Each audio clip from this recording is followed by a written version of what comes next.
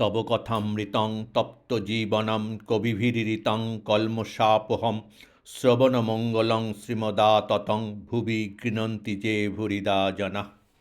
শ্রী শ্রী রামকৃষ্ণ কথামৃত, প্রথম ভাগ। প্রথম খণ্ড। দক্ষিণেশ্বরে ঠাকুর শ্রীরামকৃষ্ণ। প্রথম পরিচ্ছেদ। কালীবাড়ি ও উদ্যান। আজ রবিবার, ভক্তদের অবসর হইয়াছে, তাই তাহারা দলে দলে শ্রী শ্রী পরমহংসদেবকে দর্শন করিতে দক্ষিণেশ্বরে কালীবাড়িতে আসিতেছেন। সকলেরই অবারিত দ্বার। যিনি আসিতেছেন, ঠাকুর তাহারই সহিত কথা কহিতেছেন। সাধু, পরমহংস, হিন্দু, খ্রিস্টান, ব্রহ্মজ্ঞানী, শাক্ত, বৈষ্ণব, পুরুষ, স্ত্রীলোক সকলেই আসিতেছেন। ধন্য রানী রাসমণি, তোমারই সুকৃতি বলে এই সুন্দর দেবালয় প্রতিষ্ঠিত হইয়াছে। আবার এই সচল প্রতিমা, এই মহাপুরুষকে লোকে আসিয়া দর্শন ও পূজা করিতে পাইতেছে। চাঁদনী ও দ্বাদশ শিব মন্দির। কালীবাড়িটি কলিকাতা হইতে 2.5 ক্রোশ উত্তরে হইবে, ঠিক গঙ্গার উপরে। নৌকা হইতে নামিয়া সুবিস্তীর্ণ সোপানা বলি দিয়া পূর্বাশ্ব উঠিয়া কালীবাড়িতে প্রবেশ করিতে হয়। এই ঘাটে পরমহংসদেব স্নান করিতেন। সোপানের পরেই চাঁদনী। সেখানে ঠাকুরবাড়ির চৌকিদারেরা থাকে। তাহাদের খাটিয়া, আম কাঠের সিন্দুক, 2-1টা লোটা সেই চাঁদনীতে মাঝে মাঝে পড়িয়া আছে। পাড়ার বাবুরা যখন গঙ্গা স্নান করিতে আসেন, কেহ কেহ সেই চাঁদনীতে বসিয়া খোশ গল্প করিতে করিতে তেল মাখেন। যে সকল সাধু ফকির, বৈষ্ণব বৈষ্ণবী অতিথিশালার প্রসাদ পাইবেন বলিয়া আসেন, তাহারাও কেহ কেহ ভোগের ঘণ্টা পর্যন্ত এই চাঁদনীতে অপেক্ষা করেন। কখনো কখনো দেখা যায় গৈরিক বস্ত্রধারিণী ভৈরবী ত্রিশূল হস্তে এই স্থানে বসিয়া আছে। তিনিও সময় হলে অতিথিশালায় যাইবেন। চাঁদনীটি দ্বাদশ শিব মন্দিরের ঠিক মধ্যবর্তী। তন্মধ্যে 6টি মন্দির চাঁদনীর ঠিক উত্তরে, আর 6টি চাঁদনীর ঠিক দক্ষিণে। নৌকাযাত্রীরা এই দ্বাদশ মন্দির দূর হইতে দেখিয়া বলিয়া থাকে, ওই রাসমণির ঠাকুর বাড়ি। পাকা উঠান ও বিষ্ণুঘর। চাঁদনী ও দ্বাদশ মন্দিরের পূর্ববর্তী ইষ্টক নির্মিত পাকা উঠান। উঠানের মাঝখানে সারি সারি 2টি মন্দির। উত্তর দিকে রাধাকান্তের মন্দির, তাহার ঠিক দক্ষিণে মা কালীর মন্দির। রাধাকান্তের মন্দিরে শ্রী শ্রী রাধাকৃষ্ণ বিগ্রহ পশ্চিমাস্য। সিঁড়ি দিয়া মন্দিরে উঠিতে হয়। মন্দির তল মর্মর প্রস্তরাবৃত। মন্দিরের সম্মুখস্থ দালানে ঝাড় টাঙানো আছে, এখন ব্যবহার নাই, তাই রক্ত বস্ত্রের আবরণীর দ্বারা রক্ষিত। একটি দারোয়ান পাহারা দিতেছে।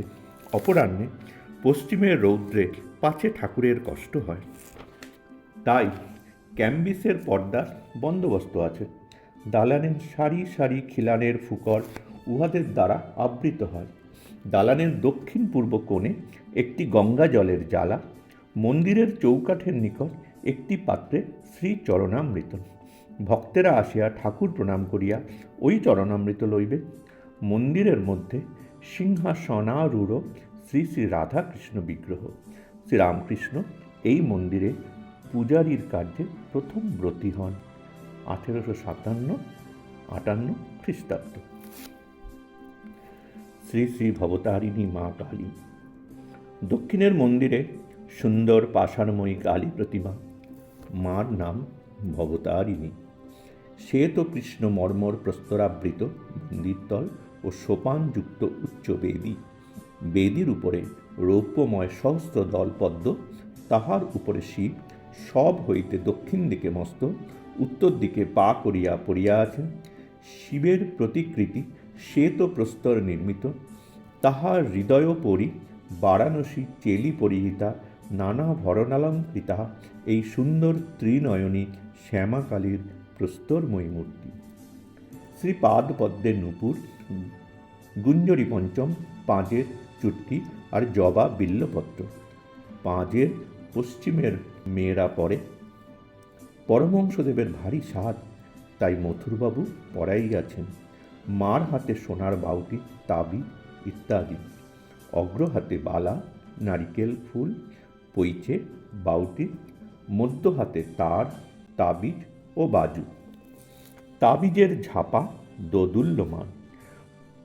গলদেশে চিক, মুক্তার 7 নরমালা সোনার 32 নর, তারাহার ও সুবর্ণ নির্মিত মুন্ডমালা, মাথায় মুকুট, কানে কানবালা, কানপাশা, ফুল ঝুমকো, চৌদানি ও মাছ, নাসিকায় নথ নোলক দেওয়া, ত্রিনয়নের বাম হস্তদ্বয়ে নৃমুণ্ড ও অসি, দক্ষিণ হস্তদ্বয়ে বরাভয়, কোটি দেশে নরকর মালা, নিমফল ও কোমরপাটা।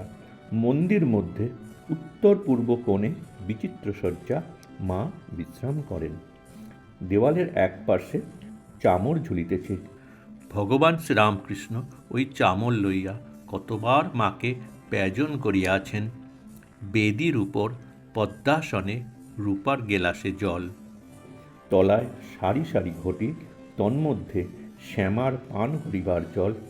পদ্মাসনের উপর পশ্চিমে অষ্টধাতু নির্মিত সিংহ, পূর্বে গদিকা ও ত্রিশূল, বেদির অগ্নিকোণে শিবা, দক্ষিণে কালো প্রস্তরের বৃষ ও ঈশান কোণে হংস। বেদিতে উঠিবার সোপানে রৌপ্যময় ক্ষুদ্র সিংহাসনোপরি নারায়ণশিলা, এক পার্শ্বে পরমহংসদেবের সন্ন্যাসী হইতে প্রাপ্ত অষ্টধাতু নির্মিত রামলালা নামধারী শ্রীরামচন্দ্রের বিগ্রহ মূর্তি ও বাণেশ্বর সিং। আরও অন্যান্য দেবতা আছেন। দেবী প্রতিমা দক্ষিণেশ্বর।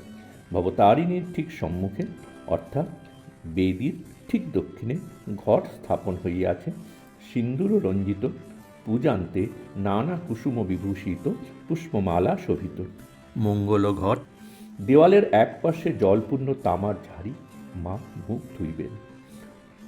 ঊর্ধ্বে মন্দিরের চাঁদোয়া, বিগ্রহের পশ্চাৎ দিকে সুন্দর বারাণসী বস্ত্রখণ্ড লম্বমান, বেদির চারিকোণে রৌপ্যময় স্তম্ভ, তদুপরি বহুমূল্য চন্দ্রাতপ, উহাতে প্রতিমার শোভা বর্ধন হইয়াছে। মন্দির দোহারা, দালানটির কয়েকটি ফুক সুদৃঢ় কপাট দ্বারা সুরক্ষিত। একটি কপাটের কাছে চৌকিদার বসিয়া আছে। মন্দিরের দ্বারে পঞ্চপাত্রে শ্রী চরণামৃত। মন্দির শীর্ষ নবরত্নমণ্ডিত, নিচের থাকে চারিটি চূড়া, মধ্যের থাকে চারিটি ও সর্বোপরি একটি একটি চূড়া এখন ভাঙিয়া রহিয়াছে। এই মন্দির এবং রাধাকান্তের ঘরে পরমহংসদেব পূজা করিয়াছিলেন। নাট মন্দির। কালী মন্দিরের সম্মুখে অর্থাৎ দক্ষিণ দিকে সুন্দর সুবিস্তৃত নাট মন্দির। নাট মন্দিরের উপর শ্রী শ্রী মহাদেব ও নন্দী ও ভৃঙ্গি। মার মন্দিরের প্রবেশ করিবার পূর্বে ঠাকুর শ্রীরামকৃষ্ণ মহাদেবকে হাত জোর করিয়া প্রণাম করিতেন, যেন তাহার আজ্ঞা লইয়া মন্দিরে প্রবেশ করিতেছেন। নাট মন্দিরের উত্তর দক্ষিণে স্থাপিত দুই সারি অতি উচ্চ স্তম্ভ, তদুপরি ছাদ। স্তম্ভ শ্রেণীর পূর্ব দিকে ও পশ্চিম দিকে নাট মন্দিরের দুই পক্ষ। পূজার সময় মহোৎসবকালে, বিশেষত কালী পূজার দিন নাট মন্দিরে যাত্রা হয়। এই নাট মন্দিরে রাসমণির জামাতা মথুরবাবু শ্রীরামকৃষ্ণের উপদেশে ধান্যমেরু করিয়াছিলেন। এই নাট মন্দিরেই সর্বসমক্ষে ঠাকুর শ্রীরামকৃষ্ণ ভৈরবী পূজা করিয়াছিলেন। ভাড়ার ভোগঘর, অতিথিশালা, বলিস্থান। চকমিলা উঠানের পশ্চিম পার্শ্বে দ্বাদশ মন্দির আর তিন পার্শ্বে একতলা ঘর। পূর্ব পার্শ্বের ঘরগুলির মধ্যে ভাড়ার, লুচিঘর, বিষ্ণুর ভোগঘর, নৈবেদ্যের ঘর, মায়ের ভোগঘর, ঠাকুরদের রান্নাঘর ও অতিথিশালা। অতিথি সাধু যদি অতিথিশালায় না খান, তাহা হইলে দপ্তরখানায় খাজাঞ্চির কাছে যাইতে হয়। খাজাঞ্চি ভাণ্ডারীকে হুকুম দিলে সাধু ভাড়ার হইতে সিধা লন। নাটমন্দিরে দক্ষিণে বলিদানের স্থান। বিষ্ণুঘর। বিষ্ণুঘরের রান্না নিরামিষ। কালীঘরের ভোগের ভিন্ন রন্ধনশালা। রন্ধনশালার সম্মুখে দাসীরা বড় বড় বটি লইয়া মাছ কুটিতেছেন। অমাবস্যায় একটি ছাগ বলি হয়। ভোগ 2 প্রহর মধ্যে হইয়া যায়। ইতিমধ্যে অতিথিশালায় একখানা শালপাতা লইয়া সারি সারি কাঙাল বৈষ্ণব সাধু অতিথি বসিয়া পড়ে। ব্রাহ্মণদের পৃথক স্থান করিয়া দেওয়া হয়। কর্মচারী ব্রাহ্মণদের পৃথক আসন হয়। খাজাঞ্চির প্রসাদ তাহার ঘরে পৌঁছাইয়া দেওয়া হয়। জানবাজারের বাবুরা আসিলে কুটিতে থাকেন, সেইখানে প্রসাদ পাঠানো হয়। দপ্তরখানা। উঠানের দক্ষিণে সারি সারি ঘরগুলিতে দপ্তরখানা ও কর্মচারীদিগের থাকিবার স্থান। এখানে খাজাঞ্চি মুহুরি সর্বদা থাকেন, আর ভাণ্ডারী, দাসদাসী, পূজারী, রাঁধুনি, ব্রাহ্মণ ঠাকুর ইত্যাদির ও দারবানদের সর্বদা যাতায়াত। কোনো কোনো ঘর চাবি দেওয়া, তন্মধ্যে ঠাকুর বাড়ির আসবাব, শতরঞ্চি, শামিয়ানা ইত্যাদি থাকে। এই সারির কয়েকটা ঘর পরমহংসদেবের জন্মোৎসব উপলক্ষে ভাড়ার ঘর করা হইত। তাহার দক্ষিণ দিকের ভূমিতে মহামহোৎসবের রান্না হইত। উঠানের উত্তরে একতলা ঘরের শ্রেণী, তাহার ঠিক মাঝখানে দেউড়ি, চাঁদনির ন্যায় সেখানেও দারবানেরা পাহারা দিতেছে। উভয় স্থানে প্রবেশ করিবার পূর্বে বাহিরে জুতা রাখিয়া যাইতে হইবে। ঠাকুর শ্রীরামকৃষ্ণের ঘর। উঠানের ঠিক উত্তর পশ্চিম কোণে, অর্থাৎ দ্বাদশ মন্দিরের ঠিক উত্তরে শ্রী শ্রী পরমহংসদেবের ঘর। ঘরের ঠিক পশ্চিম দিকে অর্ধমণ্ডলাকার একটি বারান্দা। সেই বারান্দায় শ্রীরামকৃষ্ণ পশ্চিমাশ্ব হইয়া গঙ্গা দর্শন করিতেন।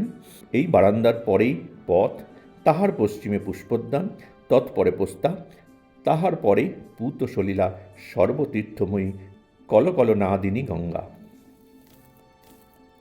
নহবত, বকুলতলা ও পঞ্চবটী। পরমহংসদেবের ঘরের ঠিক উত্তরে একটি চতুষ্কোণ বারান্দা, তাহার উত্তরে উদ্যানপথ, তাহার উত্তরে আবার পুষ্পোদ্যান, তাহার পরেই নহবতখানা। নহবতের নিচের ঘরে তাহার স্বর্গীয় পরমাধ্যা বৃদ্ধা মাতা ঠাকুরানী ও পরে শ্রী শ্রী মা থাকিতেন। নহবতের পরেই বকুলতলা ও বকুলতলার ঘাট। এখানে পাড়ার মেয়েরা স্নান করেন। এই ঘাটে পরমহংসদেবের বৃদ্ধা মাতা ঠাকুরানীর গঙ্গালাভ হয় 1877 খ্রিস্টাব্দ। বকুলতলার আরও কিছু উত্তরে পঞ্চবটী। এই পঞ্চবটির পাদমূলে বসিয়া পরমহংসদেব অনেক সাধনা করিয়াছিলেন, আর ইদানিং ভক্ত সঙ্গে এখানে সর্বদা পাদচারণ করিতেন। গভীর রাত্রে সেখানে কখনো কখনো উঠিয়া যাইতেন। পঞ্চবটির বৃক্ষগুলি বট, অশ্বত্থ, নিম, আমলকি ও বিল্ল ঠাকুর নিজের তত্ত্বাবধানে রোপণ করিয়াছিলেন। শ্রী বৃন্দাবন হইতে ফিরিয়া আসিয়া এখানে রজক ছড়াইয়া দিয়াছিলেন। এই পঞ্চবটির ঠিক পূর্বগায়ে একখানি কুটির নির্মাণ করাইয়া ভগবান শ্রীরামকৃষ্ণ তাহাতে আসিয়া অনেক ঈশ্বর চিন্তা, অনেক তপস্যা করিয়াছিলেন। এই কুটির এক্ষণে পাকা হইয়াছে। পঞ্চবটির মধ্যে সাবেক একটি বটগাছ আছে, তৎসঙ্গে একটি অশ্বত্থ গাছ, দুইটি মিলিয়া যেন একটি হইয়াছে। বৃদ্ধ গাছটির বয়সাধিক্য বশত বহু কোটর বিশিষ্ট ও নানা পক্ষী সমাকুল ও অন্যান্য জীবেরও আবাসস্থান হইয়াছে। পাদমূলে ইষ্টক নির্মিত সোপানযুক্ত মণ্ডলাকার বেদী সুশোভিত। এই বেদী উত্তরে পশ্চিমাংশে আসীন হইয়া ভগবান শ্রীরামকৃষ্ণ অনেক সাধনা করিয়াছিলেন। আর বৎসের জন্য যেমন গাভী ব্যাকুল হয়, সেইরূপ ব্যাকুল হইয়া ভগবানকে কত ডাকিতেন। আজ সেই পবিত্র আসন ওপরই বটবৃক্ষের সখী বৃক্ষ অশ্বত্থের একটি ডাল ভাঙিয়া পড়িয়া আছে। ডালটি একেবারে ভাঙিয়া যায় নাই, মূলতরুর সঙ্গে অর্ধ সংলগ্ন হইয়া আছে। বুঝি সে আসনে বসিবার এখনো কোনো মহাপুরুষ জন্মেন নাই। ঝাউতলা, বেলতলা ও কুঠি। পঞ্চবটির আরও উত্তরে খানিকটা গিয়া লোহার তারের রেল আছে। সেই রেলের ওপারে ঝাউতলা, সারি সারি চারিটি ঝাউ গাছ। ঝাউতলা দিয়া পূর্ব দিকে খানিকটা গিয়া বেলতলা। এখানেও পরমহংসদেব অনেক কঠিন সাধনা করিয়াছিলেন। ঝাউতলা ও বেলতলার পরেই উন্নত প্রাচীর, তাহারই উত্তরে গভর্নমেন্টের বারুদ ঘর। উঠানের দেউড়ি হইতে উত্তর মুখে বহির্গত হইয়া দেখা যায় সম্মুখের দ্বিতল কুঠি। ঠাকুর বাড়িতে আসিলে রানী রাসমণি, তাহার জামাই মথুর বাবু প্রভৃতি এই কুঠিরে থাকিতেন। তাহাদের জীবদ্দশায় পরমহংসদেব এই কুঠির বাড়ির নিচে পশ্চিমের ঘরে থাকিতেন। এই ঘর হইতে বকুলতলার ঘাটে যাওয়া যায় ও বেশ গঙ্গা দর্শন হয়। বাসন মাজার ঘাট, গাজীতলা ও দুই ফটক। উঠানের দেউড়ি ও কুটির মধ্যবর্তী যে পথ, সেই পথ ধরিয়া পূর্ব দিকে যাইতে যাইতে ডান দিকে একটি বাঁধা ঘাট বিশিষ্ট সুন্দর পুষ্করণী। মা কালীর মন্দিরের ঠিক পূর্ব দিকে এই পুকুরের একটি বাসন মাজার ঘাট ও উল্লিখিত পথের অনতি দূরে আরেকটি ঘাট। ওই পথ পার্শ্বস্থিত ঘাটের নিকট একটি গাছ আছে, তাহাকে গাজীতলা বলে। ওই পথ ধরিয়া আর একটু পূর্বমুখে যাইলে আবার একটি দেউড়ি, বাগান হইতে বাহিরে আসিবার সদর ফটক, এই ফটক দিয়া আলমবাজার বা কলিকাতার লোক যাতায়াত করে। দক্ষিণেশ্বরের লোক খিড়কি ফটক দিয়ে আসেন।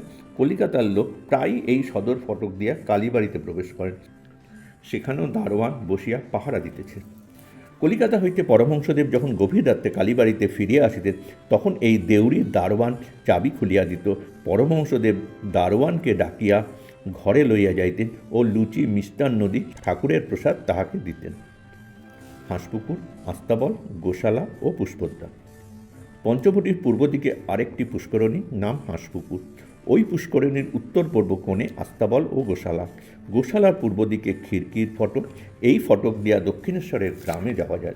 যে সকল পূজারী বা অন্য কর্মচারী পরিবার আনিয়া দক্ষিণেশ্বর রাখিয়াছিলেন, তাহারা বা তাহাদের ছেলেমেয়েরা এই পথ দিয়া যাতায়াত করেন। উদ্যানের দক্ষিণ প্রান্ত হইতে উত্তরে বকুলতলা ও পঞ্চবটি পর্যন্ত গঙ্গার ধার দিয়া পথ গিয়াছে। সেই পথের দুই পার্শ্বে পুষ্পবৃক্ষ। বকুলতলা হইতে পঞ্চবটি পর্যন্ত মাঝে মাঝে বাম পার্শ্বে পুষ্পবৃক্ষ। আবার কুঠির দক্ষিণ পার্শ্ব দিয়া পূর্ব পশ্চিমে যে পথ গিয়াছে, তাহারও দুই পার্শ্বে পুষ্পবৃক্ষ। গাজীতলা হইতে গোশালা পর্যন্ত কুঠি ও হাঁসপুকুরের পূর্ব দিকে যে ভূমিখণ্ড, তাহার মধ্যেও নানা জাতীয় পুষ্পবৃক্ষ, ফলের বৃক্ষ ও একটি পুষ্করণী আছে।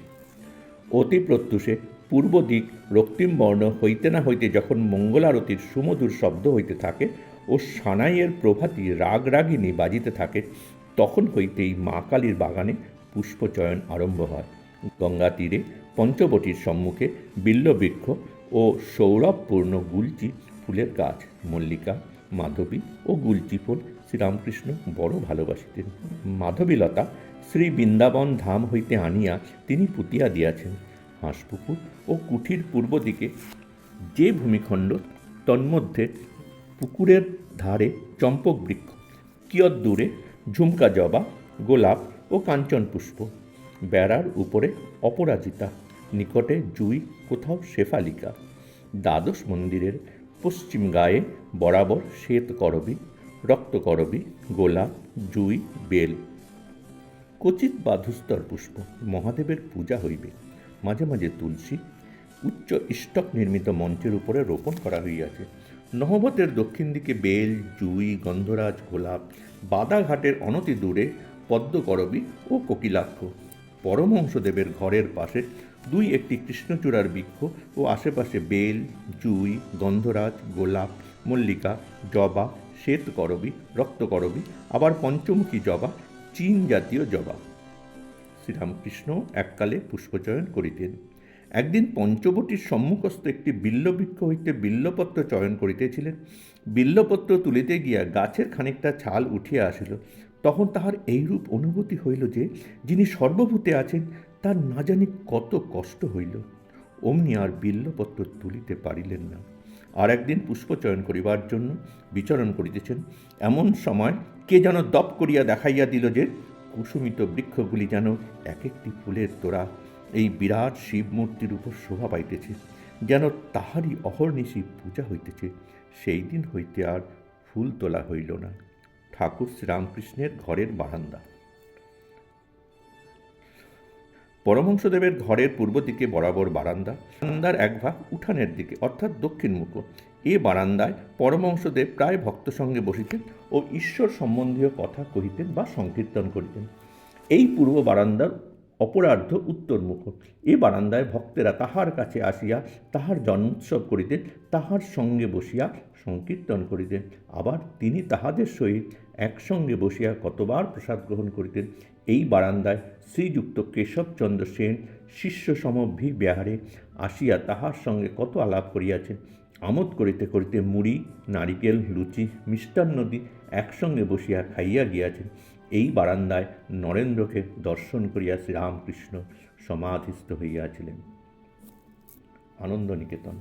কালীবাড়ি আনন্দনিকেতন হইয়াছে রাধাকান্ত, ভবতারিণী ও মহাদেবের নিত্যপূজা, ভোগ রাগাদি ও অতিথি সেবা। একদিকে ভাগীরথীর বহুদূর পর্যন্ত পবিত্র দর্শন, আবার সৌরভাকুল সুন্দর নানা বর্ণ রঞ্জিত কুসুম বিশিষ্ট মনোহর পুষ্পোদ্যান। তাহাতে আবার একজন চেতন মানুষ অহর্নিশ ঈশ্বর প্রেমে মাতোয়ারা হইয়া আছেন। আনন্দময়ীর নিত্য উৎসব। নহবত হইতে রাগ রাগিনী সর্বদা বাজিতেছে। একবার প্রভাতে বাজিতে থাকে মঙ্গল আরতির সময়, তারপর বেলা 9টার সময় যখন পূজা আরম্ভ হয়, তারপর বেলা দ্বিপ্রহরের সময় যখন ভোগ আরতির পর ঠাকুরানীরা বিশ্রাম করিতে যান, আবার বেলা 4টার সময় নহবৎ বাজিতে থাকে, তখন তাহারা বিশ্রাম লাভের পর গাত্রোত্থান করিতেছেন ও মুখ ধুইতেছেন। তাহার পর আবার সন্ধ্যারতির সময়, অবশেষে রাত 9টার সময় যখন শীতলের পর ঠাকুর শয়ন হয়, তখন আবার নহবৎ বাজিতে থাকে।